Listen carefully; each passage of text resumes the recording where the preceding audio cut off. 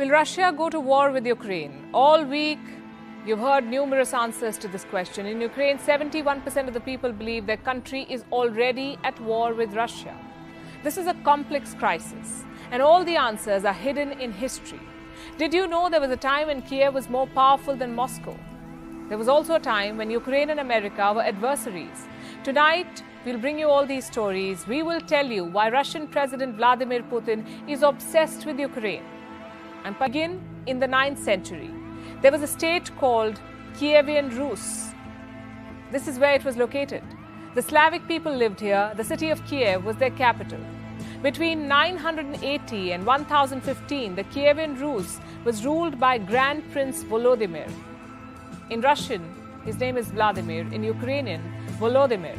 And as fate would have it, these are also the names of the presidents of these two countries today. Anyway, Russians, Ukrainians, and Belarusians draw their lineage from this Slavic state. A lot changed in the centuries that followed, and for a lot of it, Ukraine was under Russian rule. In the 1900s, the two were Soviet republics. Russia, the most powerful of the 15 republics, and Ukraine, the second most powerful. It had defense industries, large agricultural lands, and housed much of the Soviet nuclear arsenal. During the Cold War, Ukraine was the arch rival of the United States. The Soviet Union collapsed in 1991. Ukraine became independent, as did Russia. Ukraine inherited much of Soviet nuclear arsenal, but gave it up to Russia in 1994. In exchange, Moscow guaranteed Ukraine's security and promised to respect its sovereignty. They signed the Budapest Memorandum along with these countries. Cut to November 2013, Viktor Yanukovych was the president of Ukraine. He had a reputation for heavy-handedness, corruption, and above all, for being openly pro-Moscow. In 2013, he rejected an EU trade deal. This deal could have meant greater integration with the European Union. Instead, Yanukovych decided to take a $15 billion bailout from Russia. To many Ukrainians, it felt like being sold to Moscow, so protests broke out. They were called Euromaidan. Euro because these protests were about Europe, and Maidan because they happened in Kiev's Maidan, what we today know as the Independence Square. Here, protesters chanted, "Sign the EU deal, Yanukovych must step down." Russia supported the president, the West supported the protesters. In February 2014, Yanukovych's government was toppled, the president was driven out of Ukraine, he fled to Russia. Not every Ukrainian was happy with this. Many in the Russian-speaking East wanted Yanukovych to stay. When he was driven out, the minority felt disenfranchised. On the other side of the border, Russia was angry it had lost its puppet. To salvage the situation, Moscow annexed Crimea. Why Crimea? Well, let's now zoom into this part of the world. Crimea is a peninsula. It is located in the Black Sea. In 1954, Soviet leader Nikita Khrushchev transferred Crimea. It was given to the Ukrainian Soviet Socialist Republic from the Russian Soviet Socialist Republic. Why? Khrushchev hoped the transfer would strengthen, quote-unquote, brotherly ties between the Ukrainian and Russian people. Both Russia and Crimea were part of the Soviet Union, so this transfer did not mean very much. When Ukraine became independent in 1991, Crimea joined it. The peninsula was given special autonomy. It remained home to Russian military bases. Moscow promised to respect Crimean autonomy. Many in Russia were of the opinion that Crimea should not have been allowed to join Ukraine. In 2014, when Yanukovych was ousted from power in Ukraine, Russian military began seizing government buildings in Crimea. Soon the entire peninsula was under military occupation. A referendum followed. On the 16th of March 2014, Crimeans voted to become a part of Russia. Was this vote legitimate? Well, it depends on who you ask. For Putin, this was Crimea's liberation. For the rest of the world, this was Crimea's annexation. The focus then shifted to eastern Ukraine, where Russia-backed separatists had seized territory. Ukrainian forces did not launch an all-out offensive at first, but on the 17th of July 2014, when a flight carrying 298 people was shot down by these rebels, Ukrainian forces decided to flush out the rebels. The separatists began losing ground, so the Russian army stepped in. They invaded eastern Ukraine and fought alongside the rebels. What followed was a series of talks between Russia, Ukraine, and the West. They resulted in the Minsk Accords. This was first signed in 2014. Both sides agreed on ceasefire and military withdrawal. Ukraine agreed to hold elections in the rebel-held areas. 8 years on, The Minsk Accords remain unimplemented. Ukraine stands as the largest European country excluding Russia.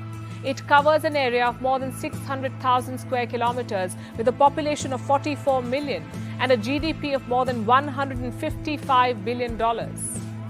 Per capita income, more than $3,700. Today, Ukraine is divided between East and West in more ways than one. The West sees itself as more European. The East is closer to Russia, be it in terms of geography or sentiment. In the West, most Ukrainians speak Ukrainian. In the East, a third are native Russians.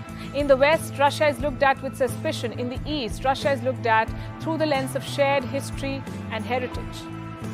Ukraine also remains at war.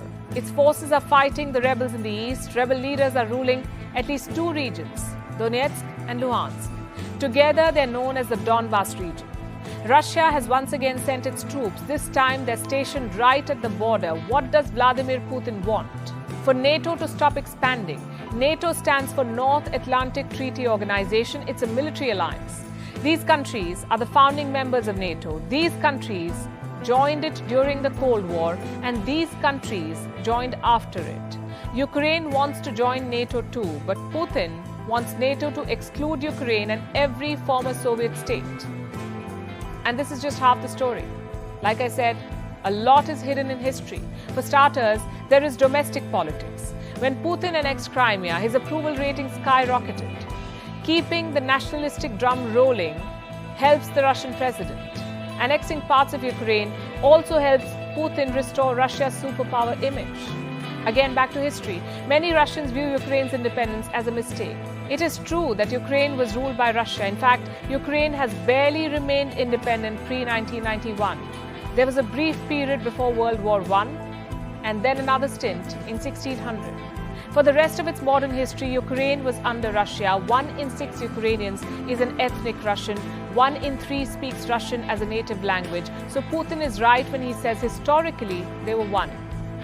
But claiming Ukraine on the basis of colonial history is wrong. It will be like Britain claiming India, or South Africa, or Spain claiming the Philippines. Past imperialism cannot justify present-day expansionism. Here's what else history tells us. Ukraine was forcefully Russified. Cut to 1700, Russian leader Catherine the Great started Russifying Ukraine. Ethnic Russians were shipped to this part of the world. Schools were told to teach Russian language. By 1800, the Ukrainian language was banned. In 1930s, Soviet leader Joseph Stalin steered a famine in Ukraine. Millions of Eastern Ukrainians were killed. The area was then repopulated with ethnic Russians. In the 1940s, the ethnic Tatars were relocated. They too were replaced with Russians. There is a reason why Eastern Ukraine today has so many native Russian speakers. It was designed to be that way. Eastern Ukraine was always dear to Russia. It has coal, it has iron, fertile land. Its historical connection with Russia was forced. Putin time and again talks about the Holy Rus. He says Russians and Ukrainians are one people. 70% Ukrainians reject this thought. 72% consider Russia a hostile state. Today, 33.3% Ukrainians are ready to take up arms against Russia. 21.7% are ready to stage a civil resistance against Russia. 67% Ukrainians want to join the EU. 59% want to join the NATO. Meet the current Ukrainian President Volodymyr Zelensky. He came to power in 2019 following a landslide victory. He is a vocal critic of Russia. Zelensky openly opposes Russian occupation of eastern Ukraine. 73% of Ukrainian voters voted this man to power.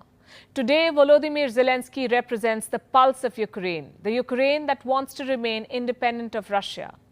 But Vladimir Putin wants to become the man who revived Russian imperialism. He does not realize the world has moved on.